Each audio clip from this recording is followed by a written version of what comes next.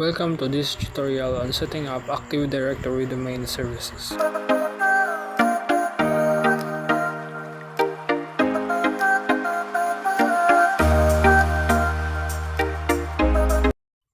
First, we need to check if Active Directory domain services binaries are installed. We can do this by typing dc promo in the search bar.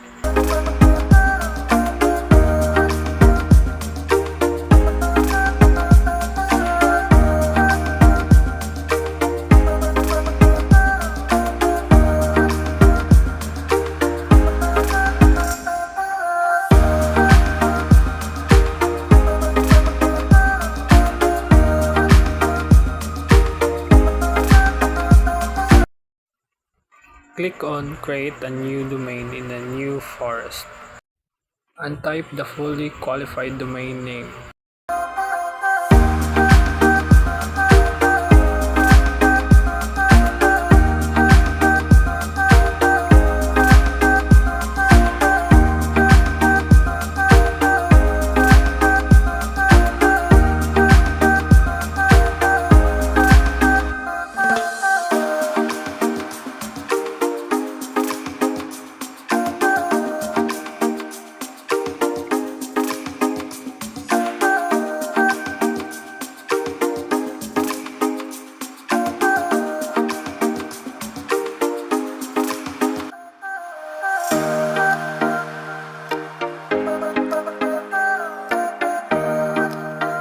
Here, we're setting the functional level for our Active Directory files.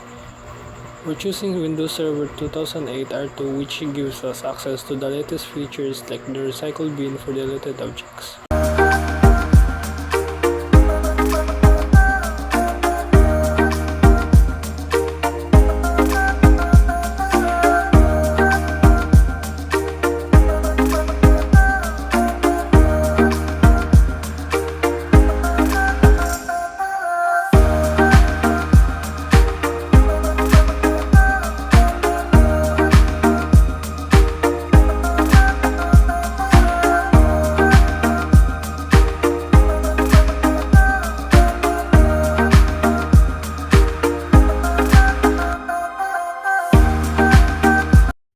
We need to assign a password for the administrator account.